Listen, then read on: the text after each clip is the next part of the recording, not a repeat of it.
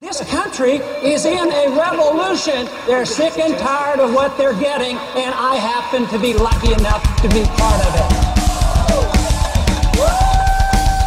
It has been said that when in the course of human events, an oppression so revolts its subject that it becomes necessary to alter or abolish the means of that tyranny. Is it that time when our Bill of Rights is defiled every day? When our adventures abroad threaten our security at home? When the Federal Reserve keeps our free nation enslaved by debt? When the people of the world tremble under the thumb of corporate imperialism? And now, our nation is drifting dangerously from freedom to fascism. So I have to ask, is it time?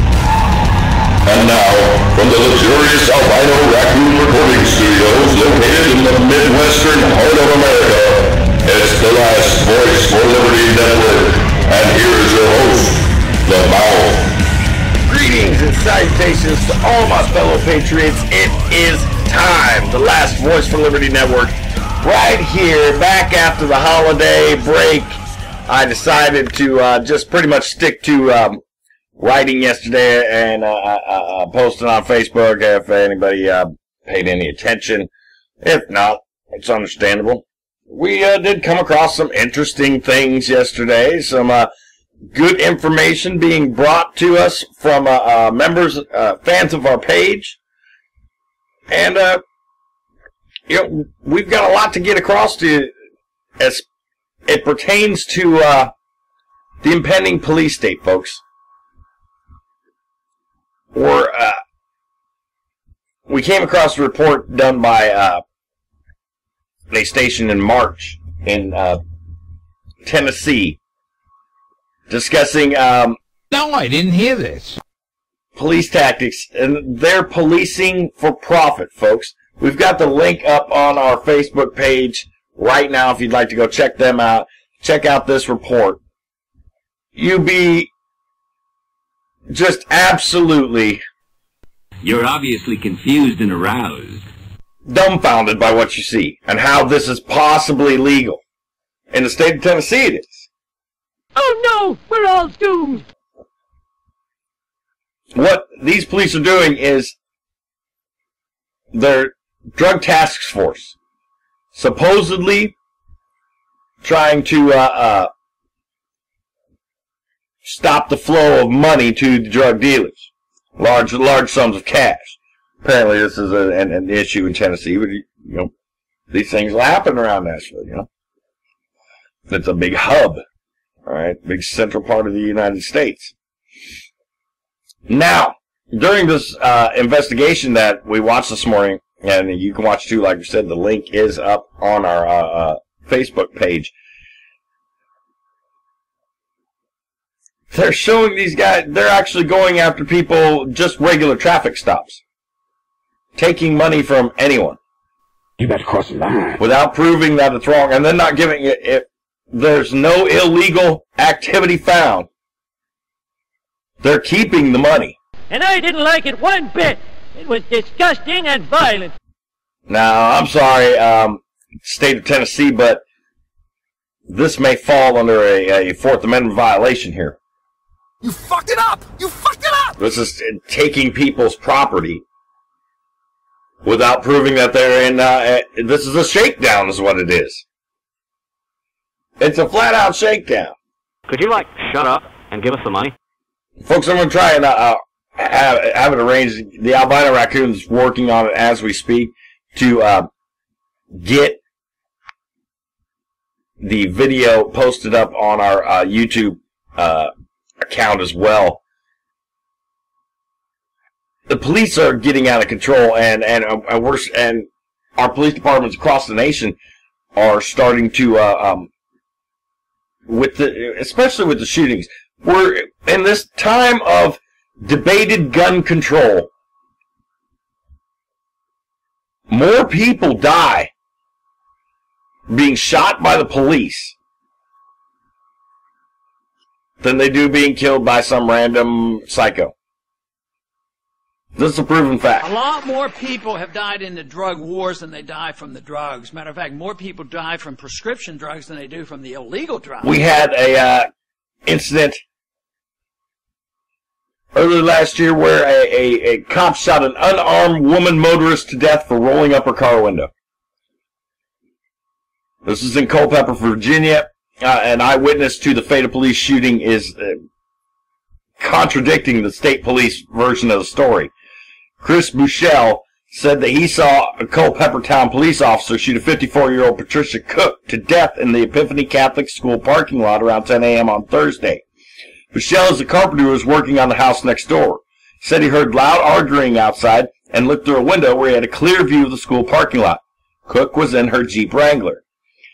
State police say that Cook rolled up the window, catching the officer's arm inside and then dragged him. Bushell said it didn't happen that way. He describes an encounter which looked and sounded like the officer shooting a person at point-blank range, not because he feared for his life, but because the woman did not obey his order to stop rolling up the window. He was right next to the vehicle. He had one hand on the door handle and one hand on his weapon, and she was rolling the window up, and they are exiting out of the parking lot.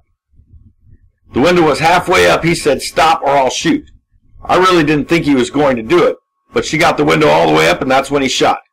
And then she took a left out of the parking lot here, and he stepped out on the street and fired 5 more times. Bushell says the officer was not dragged and that he shot her before she drove away. He says he didn't have his arm caught because the officer's left hand was on the door handle on the right, and the right hand was holding a weapon. Also, he says that he distinctly saw her roll up the window all the way before the officer shot out the glass and killed her. Because you got a dick the size of a fucking thumbtack. "I'm angry, frustrated, and fighting back tears right now," said Gary Cook, Pat's husband of 8 years. He doesn't understand why a police officer would shoot his unarmed wife multiple times. "Personally, I think it may be an overreaction, maybe excessive force, but I can only surmise that," Cook said. Cook said he doesn't know why his wife was in the parking lot of the Epiphany Catholic School. The couple's pastor at Culpeper United Methodist Church thinks she may have been there searching for work with children because she loved her volunteer role teaching Sunday school at the church. Garrett Cook is filled with questions along with grief over his wife's killing, and he is contacting an attorney to pursue possible legal action, folks. But no charges have been filed. Virginia State Police are investigating with the assistance of Culpeper Police and the Culpeper Sheriff's Department. But Virginia State Police say the police officer had his arm caught in the driver's side window and was dragged alongside the vehicle as she drove away. Not according to the eyewitness that saw it. According to Virginia State Police, this is their official story here, guys. At approximately 10 a.m. Thursday that week, Culpeper Police got a call about a suspicious woman sitting in a Jeep Wrangler in a church parking lot in the 300 block of Northeast Street. The officer started talking to Patricia A. Cook, 54, of Culpeper. State police say that for some reason, while the officer was trying to get her identification, Cook suddenly closed her driver's side window, trapping the officer's arm in it, and started driving away, dragging the officer alongside. No, it's bullshit, bro. This woman had no, And here we go. Prior police problems. Why would she just all of a sudden roll up her window and drive inside? Apparently, this officer was taking it over the line. There's another big one that's all over the place, folks, about the 2 women in Texas who are suing state troopers for extremely invasive cavity searches. No, I didn't hear this. If you have not seen this video, You want inspection? We'll inspect that, you butt-fucking piece of shit! you need to have a little bit of preparing for yourself. Okay? Because it's pretty fucked up. With the ever-increasing police state, folks, you never know when you might be pulled over. And the reason this is important, folks, is irresponsible searches and pulling over for this. And when we saw the report this morning of policing for profit, you know, this can't happen to you. And with this ever-increasing police state, which we're trying to get across to you this morning, you never know when you might be pulled over.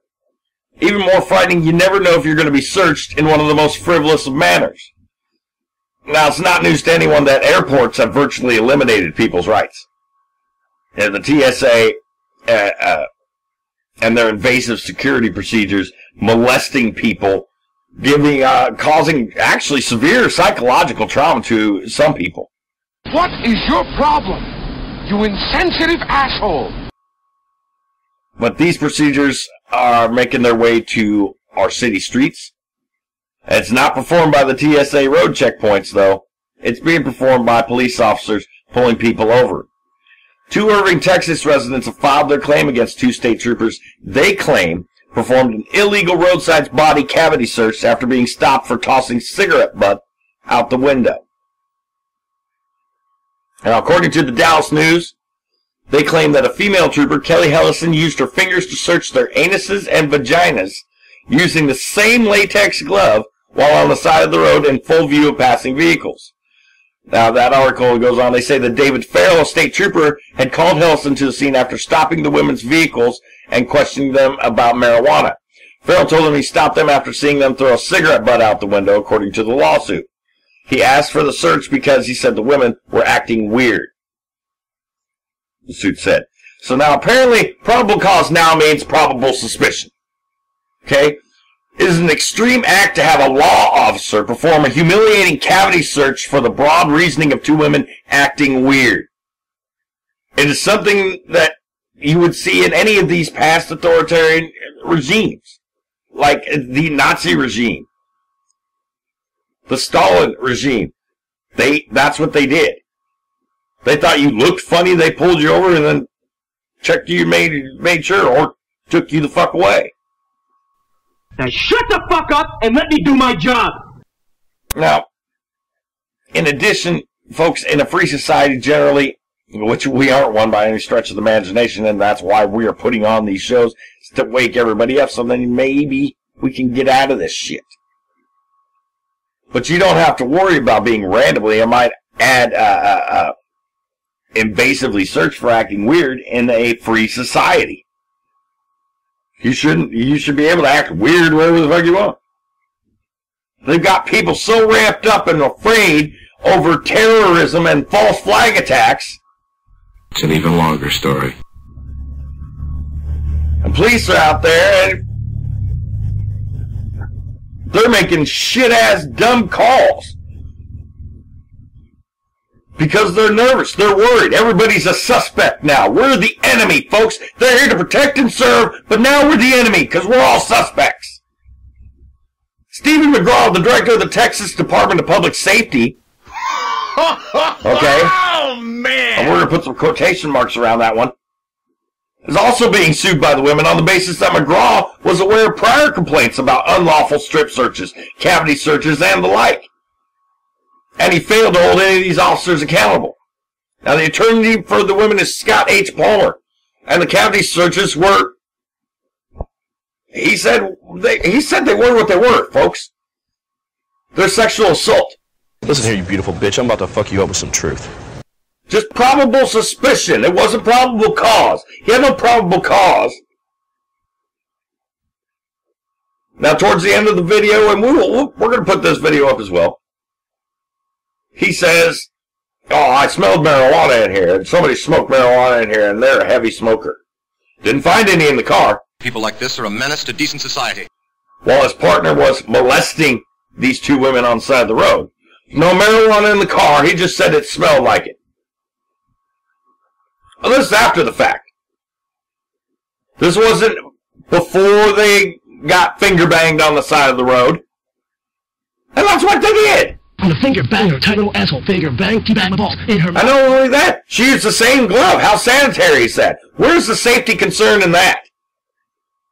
Come on, folks. Even restaurant workers, the McDonald's worker knows that you have to change gloves before you switch stations. You 2 are just dumber than a bag of hammers. Good God. These women should get every dime and then some. Because this is what it was. It's sexual assault. Out of the paranoia being driven up by these false flag attacks, turning our public servants against the public.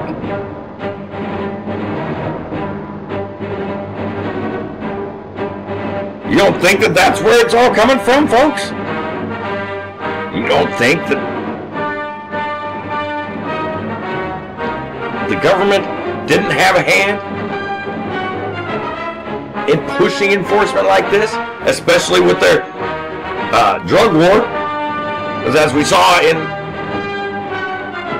this report this morning, policing for profit, that's what they're out there doing. And these officers freely admit, oh yeah, we're out there to get money.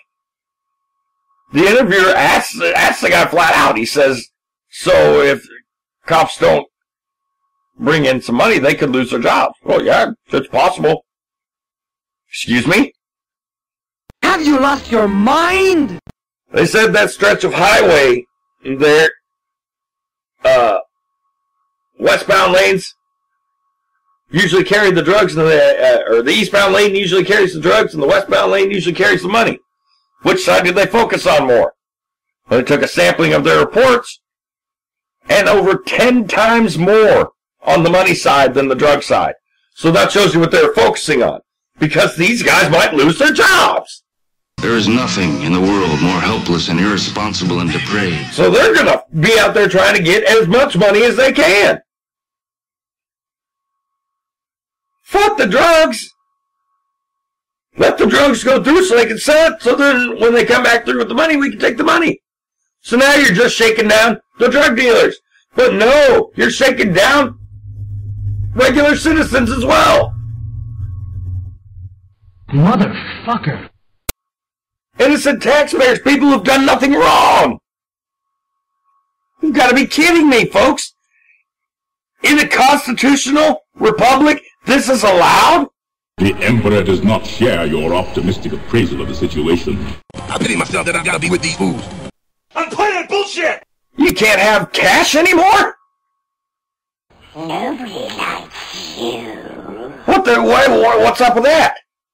You can print the shit out of nowhere, drive down its value, but we can't carry it as citizens. Even large amounts. Why can't you carry large amounts of cash? I don't trust banks. Did anybody else read the news about banks? Why would you trust a bank? You have large amounts of cash. I'd keep large amounts of cash right on me no matter what. Damn sure wouldn't put it in a fucking bank. If my answers frighten you, Vincent, then you should cease asking scary questions. You got to be losing our minds in this country to allow things like this to continue. This oncoming police state, folks, is not oncoming anymore. It's here. It is right here. And it wants you to be afraid of it. We cannot be afraid of it. We need to stand up and fight it. Tell them, McCluskey. Tell them what time it is. They don't deserve to attack us this way and act like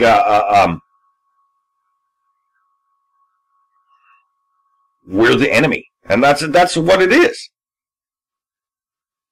That was a big combination. A big part of it is these false flag attacks and the war on terror and the war on drugs and every other little war on this and war on that our government likes to put us in.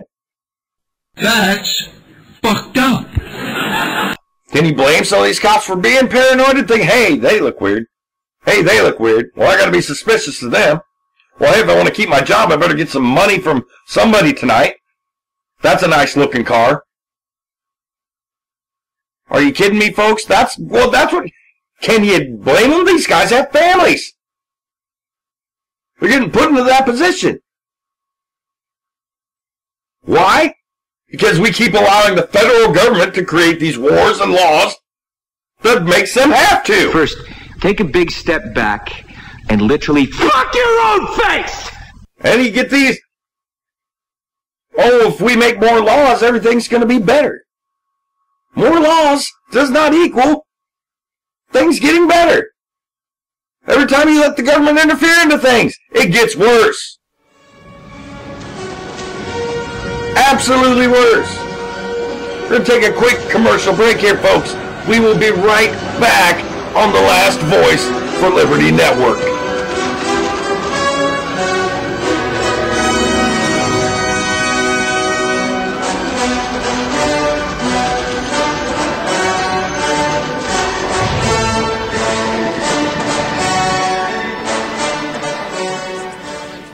Rice. I ask unanimous consent to speak to the House for 1 minute and revise my remarks.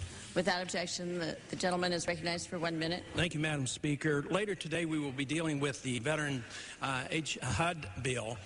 And I want to compliment the Appropriation Committee for deleting the $24.5 million for the Selective Service System. There will be an attempt to put that money back into the bill. I think that's a serious mistake. The military has not asked for the Selective Service to continue. We don't need it.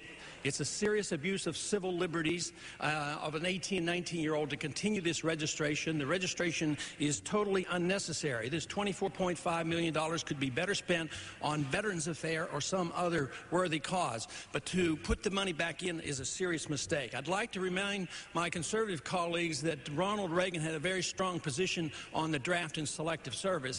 He agreed that it was a totalitarian notion to conscript young people and strongly spoke out against the draft whenever he had the opportunity.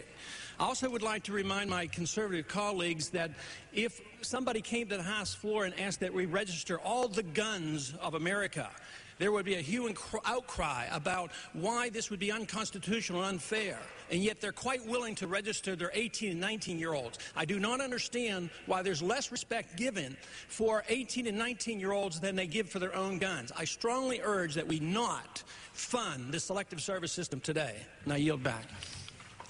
The gentleman yields back the balance of the time. The gentleman from New York.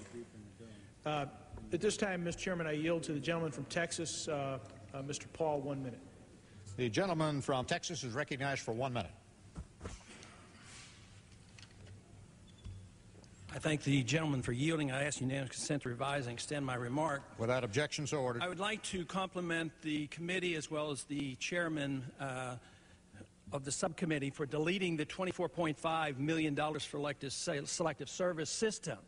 That was a good move. To me, it was a heroic step in the direction of more liberty for the individual. There's no place in a free country to have a program of conscription and drafting of young people to fight unconstitutional wars. It saves $24 million, and I urge my colleagues not to support the reimposing, the putting back in the funding for the Selective Service. Ronald Reagan was a strong opponent of the draft. He spoke out against it. We do not need it. It's wasted money. It is absolutely unnecessary. The Department of Defense has spoken out clearly that it is not necessary for national security reasons to have a Selective Service System. And yet we continually spend $24.5 million annually for this program. So I urge people to, all my members, all my colleagues, to oppose putting this money back in. Gentleman's time has expired. Who seeks recognition? Mr. Chairman, I will yield the remainder of my time to Mr. Paul. The gentleman from Texas is recognized for 5 minutes. I thank the gentleman for yielding. I appreciate very much this opportunity to address this amendment. I rise in strong opposition to this amendment. I compliment the chairman of the subcommittee, Mr. Walsh, for deleting this fund or helping to delete this fund from this bill. This, to me, is a heroic step in the right direction. We have an agency of government spending more than $24 million a year accomplishing nothing. We live in an age when we don't need a draft. We live in a modern age. Not only is it unnecessarily militarily to have a draft, it's budgetarily not wise to spend this type of money. But more importantly, I rise in strong objection on moral principles that the draft is wrong. In most of our history, we didn't have a draft. The gentleman from California early on pointed out that essentially since World War I, we've had a draft. And that is true. Since in this century, as we have seen a diminished interest in personal liberty and the growth of the state, we have seen a much more willingness to accept the idea that young men belong to the state. And that's what the registration is all about. I have a young grandson that had to register not too long ago. And he came to me, he said, you know, they sent me a notice that I better go register. Why do I have to register if they already know where I am and how old I am? That is the case. This purpose of registration is nothing more than put an emphasis on the fact that the state owns an 18-year-old. And the unfortunate part about a draft is that too often draftees are used in wars that aren't legitimate. This is so often the reason. If this country faced an attack, we should have volunteers. We should all volunteer. But unfortunately, the generation of politicians who declare the wars too often never serve. Some of them haven't even served in the past. But they're willing to start wars that are not legitimate, and yet they depend on the draft. They depend on the draft for the men to go out and fight. The one really strong reason why I reject the idea of the draft is it's so unfair. Let's say there's an argument made that it's necessary. I don't think it's ever necessary to violate somebody's liberty. But let's say there's a sincere belief it is necessary. There is no such thing as a fair draft. This is why the 60s were in such turmoil in this country, because the elite get off. If you're smart enough to get a deferment, you get off. Who suffers from the draft? The poor and the less educated, the inner city people. They end up getting the draft and getting involved, and they do not get around it. They cannot avoid it. So it is very important that we consider not only this vote on fiscal reasons and where we're taking the money. Quite frankly, I would much rather see this money stay in the programs where it is. As a fiscal conservative, I wouldn't vote for those funds necessarily.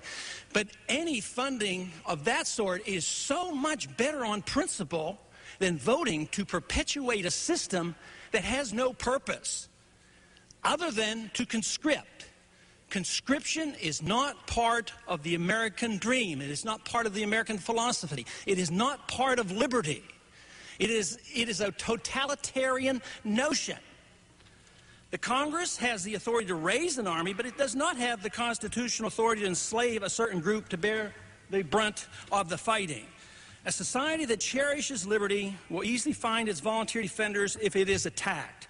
A free society that cannot find those willing to defend itself without coercion cannot survive, and probably doesn't deserve to. A free society that depends on the vicious totalitarian principle of conscription is by its very nature no longer free. As we gradually lost our love for individual liberty throughout the 20th century, so have the people and the Congresses capitulated to the notion of the military draft. The vote on selective service system funding will determine whether or not we are willing to take a very welcome, positive step in the direction of more liberty by rejecting the appropriations for the selective service system. There is no other vote that a member of Congress can cast that defines one's belief and understanding regarding the principle of personal liberty than a vote supporting or rejecting the draft. This vote gives us a rare opportunity to reverse the trend toward bigger and more oppressive government. Yes, preserving liberty is worth fighting and even dying for. But conscription is incompatible with that goal. You cannot make men free by first enslaving them and forcing them to sacrifice their lives and liberty for the policies conceived by misdirected politicians and international warmongers. The gentleman from West Virginia's time has expired. The gentleman from California has 7 minutes remaining.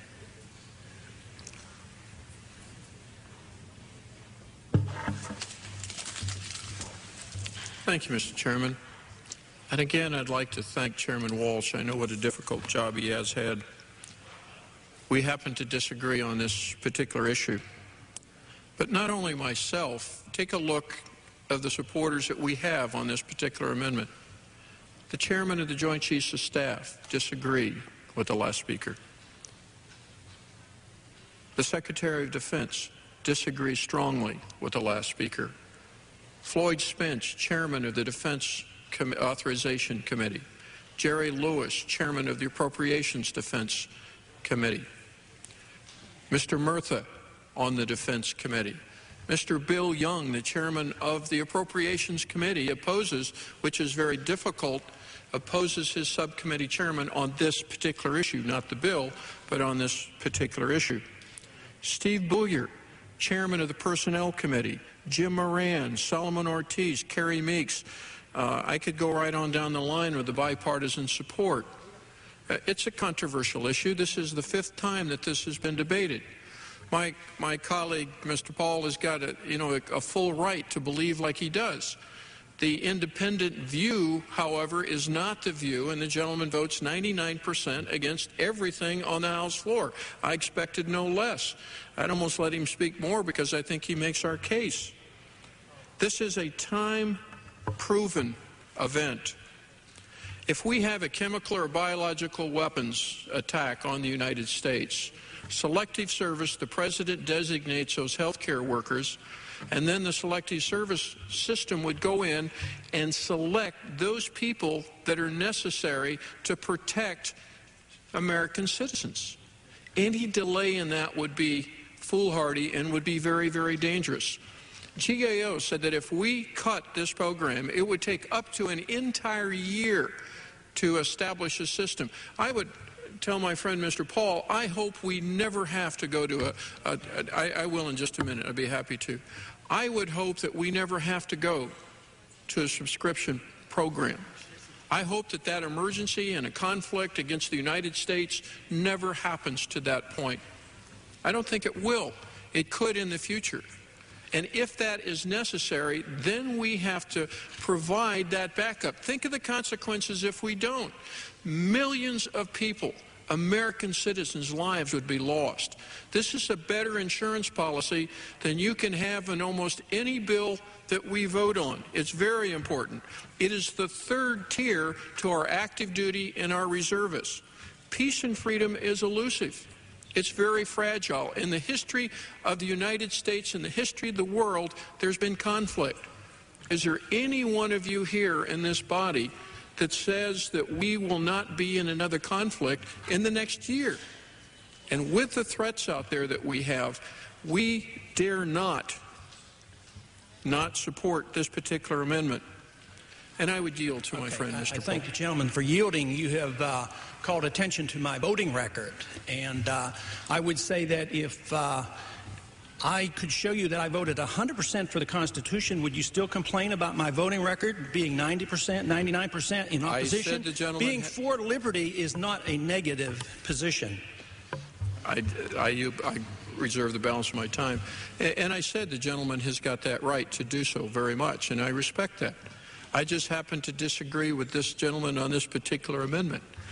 And to seek compliance in this, we're trying to let the potential registrars know that what their requirement is so that they don't break the law. President Carter in 1980 asked Congress if we would allow women to register. And the Supreme Court found that Congress could restrict that because at that time we didn't have women in combat. This issue has been debated 5 times, Mr. Chairman, and each time we have restored the Selective Service, and we'll restore it today, I'm sure. But I would also tell my colleagues that are opposed to this that in conference we'll be happy to work off the different dollars and funding out of the different areas.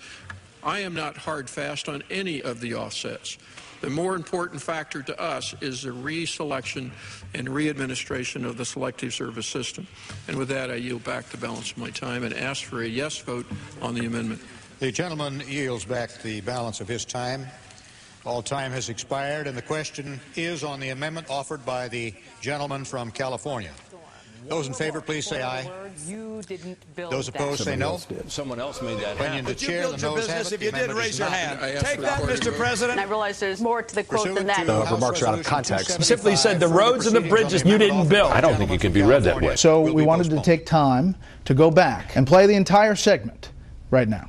Somebody invested in roads and bridges. If you got a business, you didn't build that. didn't build that. You didn't build that. Oh.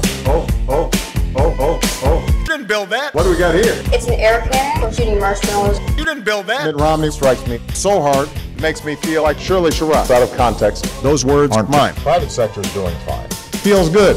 When the economy's weak, responding with a national security leak, Osama bin Laden, I killed. And that was a mission you didn't build. You didn't build that.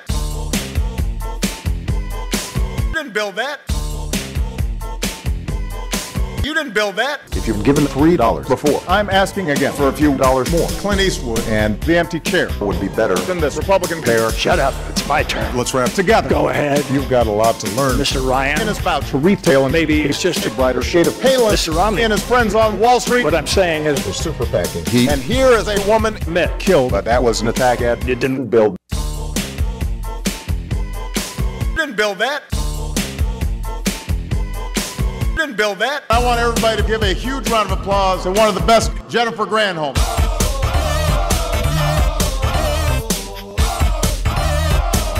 Stop. Obama time. The race is still in play. I gotta be careful about what I say. And so, from the Australian nation, I will be introducing these strong translation. The Republican Party and the debt ceiling fight. Raving of the eccentric lunar right. There are those who don't believe my birth certificate. There are nut jobs on the internet. To your guns. Keep on clinging to myself. I'll be singing. And welcome back here, folks, to the last Voice for Liberty Network. I am your host, The Mouth, on the 26th day of December 2012. This tumultuous year is just about wrapping itself up. We're talking about the oncoming police state today, folks, and You didn't build that. that is a direct, You didn't build that. actionable reason Not quite. It's pre-done, but we will soon see the light. Financial straits remain for us to remember. I did not start the fire. It was notorious GOP. And if you choose to vote continue to uphold our Second Amendment rights. I am ready to go all the way, baby. There's yet another reason join this chorus. You didn't build. Why citizens should be allowed to be lawfully armed. Tell your friends and neighbors and co-workers about this. You didn't build that. Cops are going to shoot you. Get on Twitter. You didn't build that. Or a criminal's going to shoot you. Somebody's going to shoot you. You didn't build that. You can even try Google Plus. Anything is possible. Why can't you be able to shoot back? It's amusing to me to watch media outlets rush to provide the context. But they're taking it out of context. It doesn't matter. And then again, folks, subtleties are not what the vote's about. It's a worldview. cops are shooting are supposed to be there to protect us, right? I don't think you can take the tone out of context. If an armed citizen is able to protect themselves, does that not lessen the burden of our police force? Should have known better. You don't put the subject Does it not? apart from a predicate. It cannot be contended that it doesn't. Okay? Yet, these folks are forced to pay an extra tax when they purchase their firearm, which will lessen the burden of a police department to not have to attend to every single crime. As forcefully, if there are gun owners that have already taken care of the situation and just wait for the police to come and haul them away.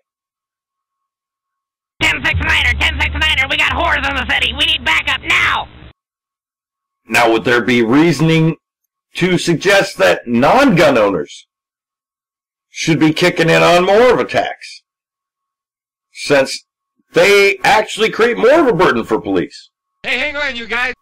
And here we go. This is a point of view that was actually opened up in 1996. There's legislation that was put forth in the state of Vermont by Representative Fred Maslack. As he read and understood the Constitution, as well as his own state's Constitution, and the strict interpretation of these documents, and they were popping eyeballs in New England at this point in time. About 5-6 years ago, someone was trying to perpetrate it as a hoax of actually happening at that point in time on the internet. I came across this, and I wanted to just put the idea out there. Because they're using propaganda techniques against gun owners right now. Okay? Gun violence this and gun violence that and this and that. And this. Why aren't gun rights activists, gun owners, turning the tables on them? Now, darkness, the tables are turned. Do with him whatever you like. And doing the same to them. Use some propaganda fear techniques against them. Let's see how they like a taste of their own medicine. Well, in 1996, Representative Fred Maslick had proposed a bill to register non-gun owners and require them to pay a $500 yearly fee to the state. The fuck you waiting for, bitch? Start talking. That would have made Vermont the first state to require a permit for the luxury of not owning a gun. Now, he read the militia phase of the Second Amendment as not only affirming the right of an individual to bear arms, but as a clear mandate to do so. You guys want to play around with this, interpreting the Constitution and interpreting what it means instead of just reading what it says. It can go both ways, asswipes. And here's a clear definition of it. He believes that universal gun ownership was advocated by the framers of the Constitution as an antidote to a monopoly of force by the government as well as criminals. Vermont's Constitution states explicitly that the people have a right to bear arms for the defense of themselves and the state, and those persons who are conscientiously scrupulous of bearing arms shall be required to pay such equivalent. Clearly, says Maslick, Vermonters had a constitutional obligation to arm themselves so that they are capable of responding to any situation that may arise. Now, under this bill, now was proposed that adults who choose not to own a firearm would be required to register their name, address, social security number, and driver's license number with the state. There's a legitimate government interest in knowing who is not prepared to defend the state should they be asked to do so. There is, isn't there? Now, Vermont already at that time boasted the high rate of gun ownership along with the least restrictive gun laws of nearly any state. And it's currently the only state that allows a citizen to carry a concealed firearm without a permit. The combination of plenty of guns and few laws regulating them has resulted in a crime rate that was third lowest. Still is. Third lowest crime rate in the nation. America's at that awkward stage, folks. Alright, it's gotten blatantly obvious that it's too late to work within the system, but it's too early to shoot the bastards, you know? There's no, in a lot of people's eyes, there's no reasons why gun owners should have to pay taxes to support police protection for people not wanting to buy or own guns. Let them contribute their fair share and pay their own way. This is an interesting point. As a libertarian myself, I can't get behind anything that forces people to pay more taxes. Because more taxes is just it's more theft. And you're saying, oh, well, the government's stealing from me. Why aren't they stealing from them twice as much? That's pretty much the basis of this argument here. In my eyes, as a libertarian, that's the way I see it, folks. I'm sorry. The government shouldn't be taxing anybody. We shouldn't be having these discussions about nullifying or wiping out our Second Amendment rights.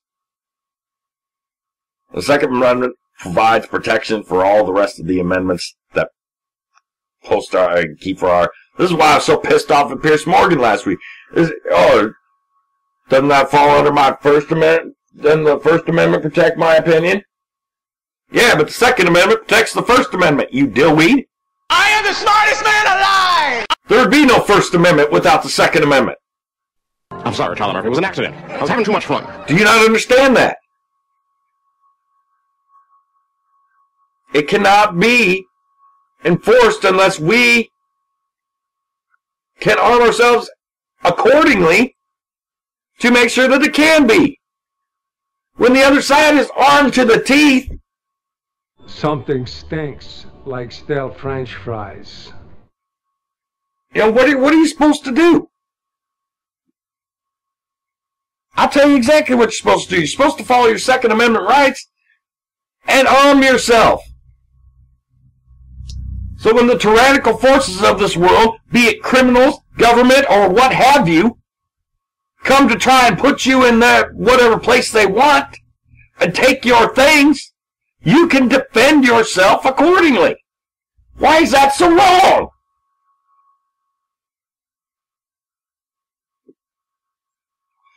Why the attacks on it? Why the necessity to have this discussion?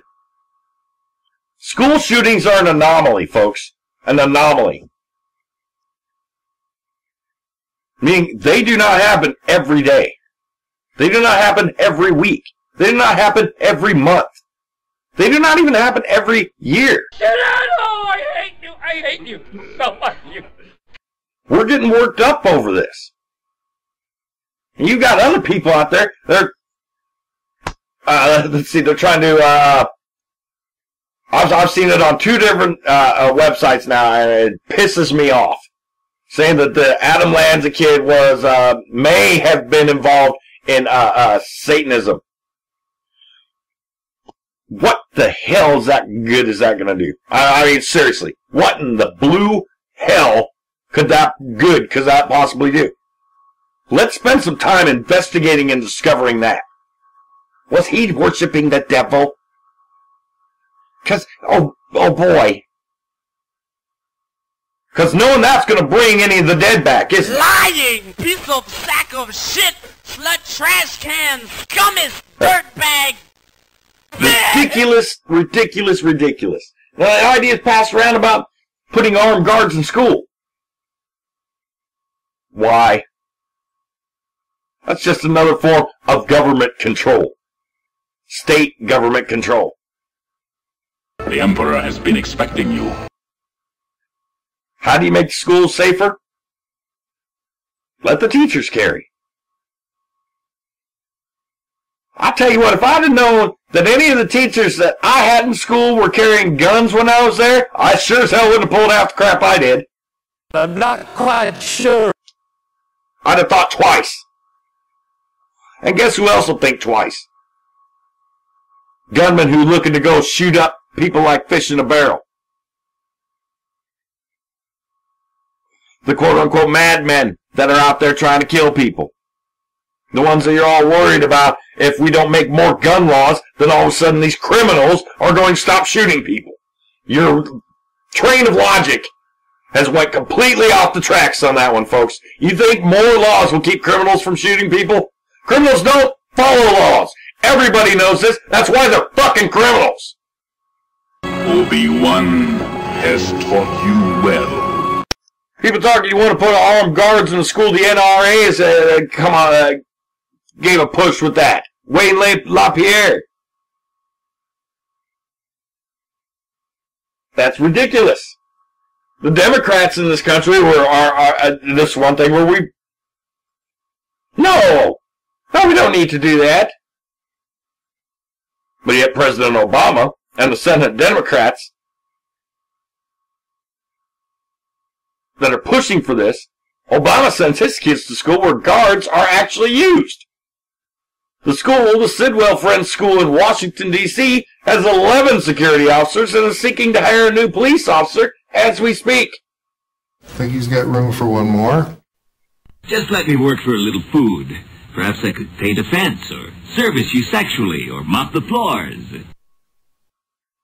David Gregory, who's in a big stink about having that magazine in Washington, D.C. violating gun laws. Of course, he won't be prosecuted for it. He works for NBC.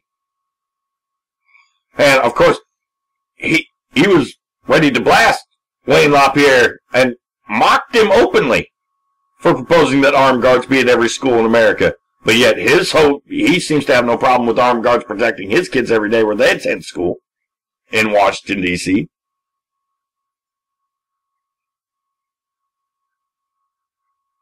He's like, is it a meaningful contribution or is it just a dodge? As he went after Mr. LaPierre on this. Now, he would go on to host the rest of the segment and suggest that armed guards might not be effective in preventing mass murders at school, which is perhaps an interesting theoretical argument. It is possible.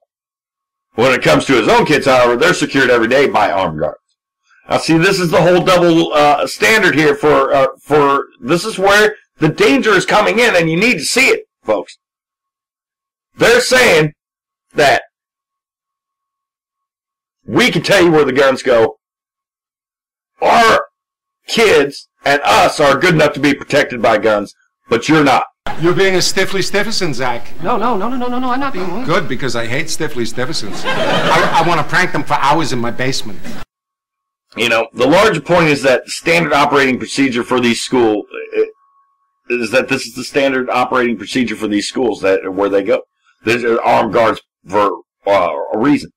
And this is the reason that people like NBC's David Gregory send their kids to Sidwell, because they know their kids will be protected from the carnage that befell kids at a school where armed guards weren't used and weren't even allowed.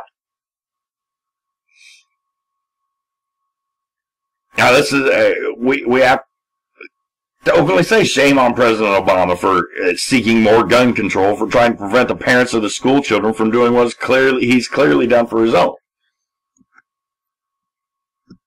I don't agree with using armed guards in school. I think you should be able to just, if we relax these gun-free zones and allowed our teachers or administrators to conceal and carry, I think that would create a lot safer environment in school. People are going to think twice if they're going to get shot back at. I don't care how fucking crazy you are. That's so funny. Last time I heard that, I laughed so hard I fell off my dinosaur. Now just shut your goddamn pie hole. But I have to agree with my hero, Dr. Ron Paul. Government security is just another kind of violence, folks. It's answering violence with more violence.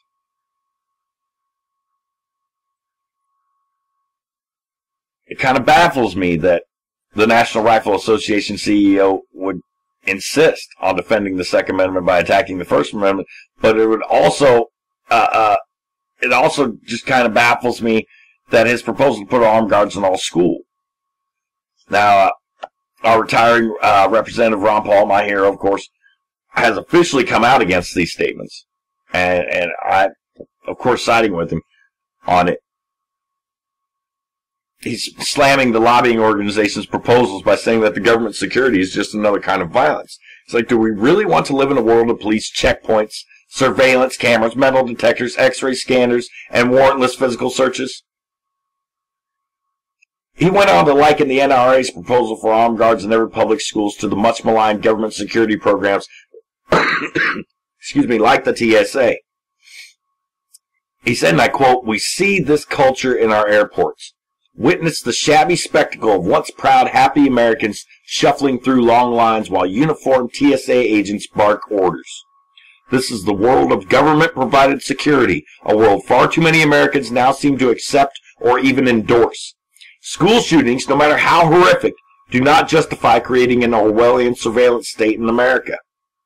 Of course, this does not mean that Representative Paul agrees with his liberal colleagues that more gun control legislation is a solution to gun violence. Predictably, the political left, he said, responded to the tragedy with emotional calls for increased gun control. Now, this is understandable, but misguided, folks. The impulse to have government do something to protect us in the wake of national tragedies is reflexive and often well-intentioned. But many Americans believe that if we simply pass the right laws, future horrors like Sandy Hook Elementary shooting can be prevented. But this impulse ignores the self-evident truth that criminals don't obey laws. But Ron Paul, ever true to his reputation as a lone dissenter in Congress, took some pretty pointed shots at his own Republican colleagues for embracing the NRA's proposal. Now, the political right, unfortunately, he said, has fallen into the same trap in its calls for quick legislative solutions to gun violence. If only we put armed police or armed teachers in schools, we're told would-be school shooters would be dissuaded or stopped. While I certainly agree that more guns equals less crime, and that private gun ownership prevents many shootings, I don't agree that conservatives and libertarians should view government legislation especially at the federal level, as the solution to violence. He went on to conclude, folks, that our freedoms as Americans preceded gun control laws, the TSA, or the Department of Homeland Security. Freedom is defined by the ability of citizens to live without government interference, not by safety, and it is easy to clamor for government security when terrible things happen. But liberty is given true meaning when we support it without exception, and we will be safer for it. Ain't nothing wrong with that. It just puts it right to you there, folks. There's taking away liberties from the law-abiding citizens and the people in this country, because the people who don't follow the law just are the ones taking action. The people who don't follow the law are the ones causing these horrific tragedies, doing these awful deeds, and yet, in the wake of these, we emotionally run to the government and say, oh, please, do something. Well, what have I told you, folks, for a long time now? Asking the government to do something, you might as well break it yourself. It'll be a lot quicker and more efficient. But it will get broke. Government doesn't solve anything. They fuck shit up all the time. Look at our economy. Look at our foreign policy. Look at... I mean, seriously. I wish I had more hands so I could give those cities 4 thumbs down. Gotta bring an end to this show today here, folks, but I wanted to say one more thing to all our fellow journalists out there. If you're interested in making a contribution to this show, you can make yourself up a little video. Contact us. We will let you know where you could send it. We will edit it or put effects, all that other fun stuff into it, and make it a part of our show. Don't be afraid to get out there and put a face on. We're small right now. We don't get a lot of things, but we're growing daily. More people are getting tuned into the show daily. More people are getting turned on to the blog daily. Our Facebook page, everything. It's getting more and more daily.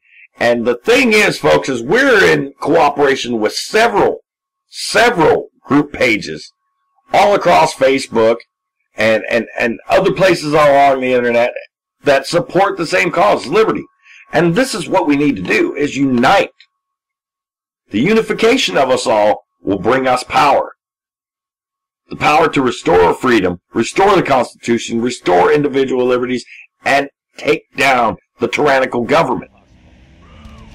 Am I saying we want no government at all? No, you have to have a minimal amount of government in today's world. That's just all there is to it. But a corrupt, over-bloated, fat, criminal element government like we have is wrong. And I will not sit idly by and allow you to do this to our children. We're not going to give in to your demands. We're not going to let you destroy this country. We will keep spreading the word, and the more people get on every day. More and more and more and more are tuned into the key message of liberty and what we're about and what we stand for. As long as we all work together and not against each other, we can make it happen. I'm your host, The Mouth. We'll be back tomorrow on The Last Voice for Liberty Network. When justice becomes law, resistance becomes duty. The utmost manifestation of love and devotion to America is today, as it always has been, resistance of tyranny.